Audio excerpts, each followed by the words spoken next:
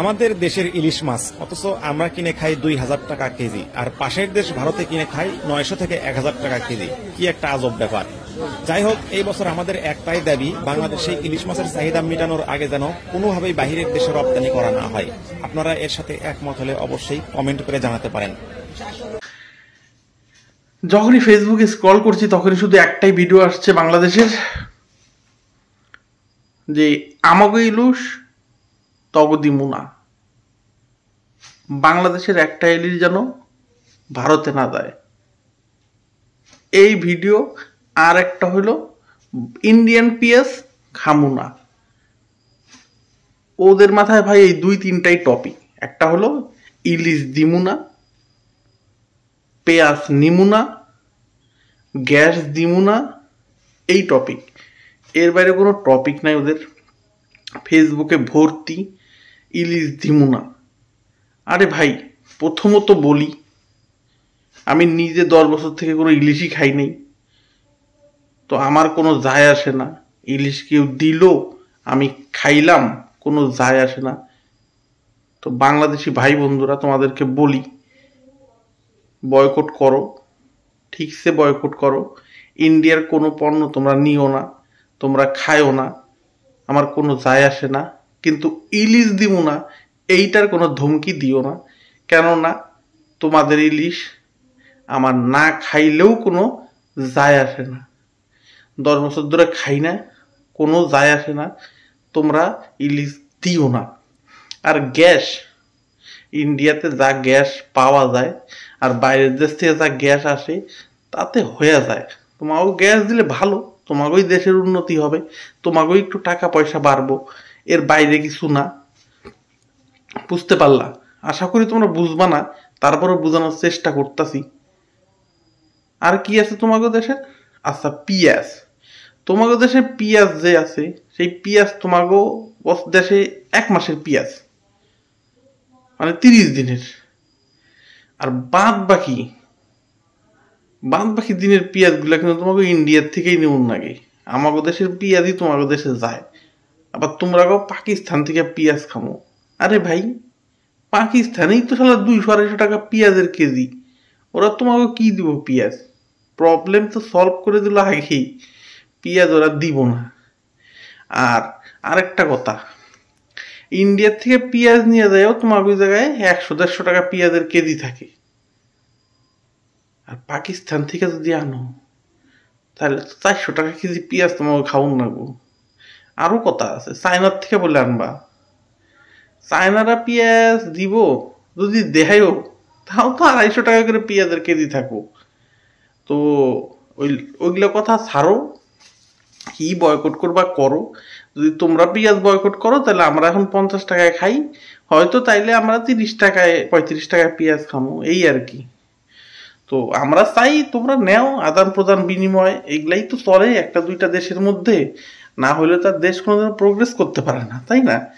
তুমি আমার দেশের জিনিস নিবা, তোমার দেশের জিনিস আমি নিবো, এইটাই হলো প্রোগ্রেস করার একটা রাস্তা। কিন্তু তোমাকে তো এগুলো ঢুকান যাইবো না।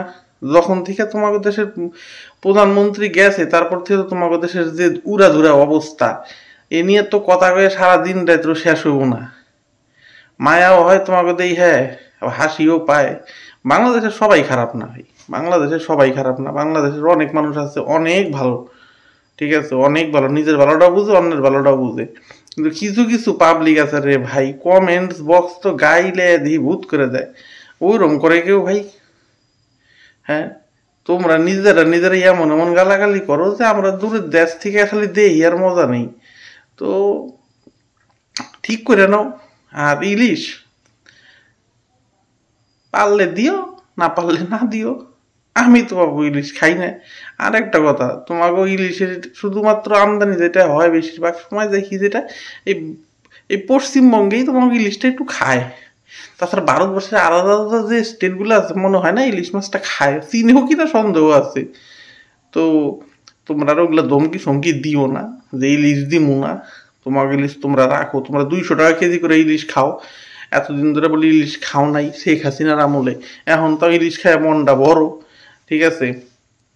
আর বাংলাদেশি বাইকে কই তোমরা দেশের একটু শান্তি শৃঙ্খলা বজায় আনো। যা পরিস্থিতি, যা লুটপাট, যা লুটতরা চলতেছে, আজকে তো একটা ভিডিও দেখলাম তোমাকেও, সেই একটা পাটের কারখানা, কলকারখানা পুরাইয়া ছাই করে দিয়ে লোহা বাইঙ্গা যন্ত্রাংশ খুইলা দেখি সব নিয়ে যাইতেছ। আর একটা ভিডিও দেখলাম যে টায়ার কোম্পানির যে টায়ার বানায়, সেই টায়ার দিয়ে সবাই মানে পিটাই পিটাই নিয়ে যাইতেছে রাস্তা দিয়ে। কি করবা না টায়ার দিয়ে, কি করবা, কিছু করবা কি? উদয় দেশটা যখন জ্বালায় শেষ করে ফেলাইতেছো, যাই করো, আমরা প্রতিবেশী রাষ্ট্র, আমাকে দেখলে খারাপও লাগে যে পাশের দেশ, বন্ধু দেশ এরকম অবস্থা হইতেছে। তো তাড়াতাড়ি ঠিকঠাক হয়ে যাও। আর আরো গল্প তো অনেক আছে, গল্প তো শেষ নাই। আরো তোমরা কি কও, মানে ইন্ডিয়ান ট্রেন নিয়ে কথা কও, ইন্ডিয়ান থেকে ট্রেন চলে আমাদের দেশের মাঝ বরাবর যে ট্রেন যাবো।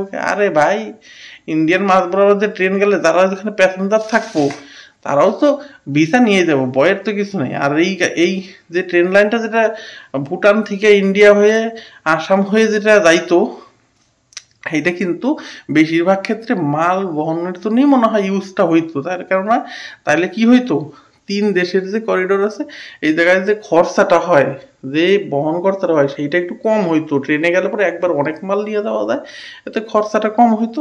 এতে তোমাদের দেশের কি হইতো, একটু যে পরিবহন খরচাটা একটু কমতো। তো সেক্ষেত্রে তোমাকে জিনিসপত্রের দাম কিন্তু, যেটা আজকে পেয়েছ তোমরা 100 টাকা খাইতেছো, আমাদের দেশে 50 টাকা, সেটা তোমরা হয়তো 75 টাকায় পাইতে আর কি। যেহেতু কস্টিংটা কম হইতো, বহন খরচাটা কম হইতো।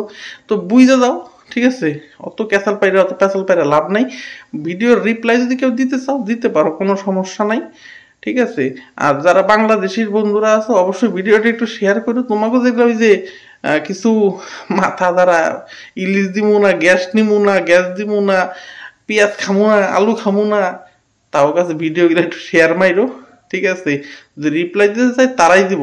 আর আরেকটা কথা বলে দিই, বাংলাদেশের সব লোক কিন্তু খারাপ না।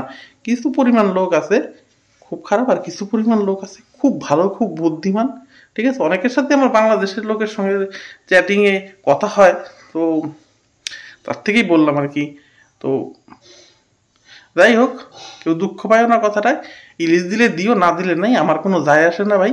তোমার ইলিশ তোমরাই রাখো, পেস নিলে নিও, না নিলে নাই, ঠিক আছে? চলো, এখনকার জন্য ধন্যবাদ। নেক্সট টাইম আর একটা ভিডিও নিয়ে আসুন খুব তাড়াতাড়ি। তো তোমরা অবশ্যই ভিডিওটারে শেয়ার করে বাংলাদেশি ভাইয়ের কাছে একটু পাঠাই দিও। চলো, টাটা, গুড নাইট।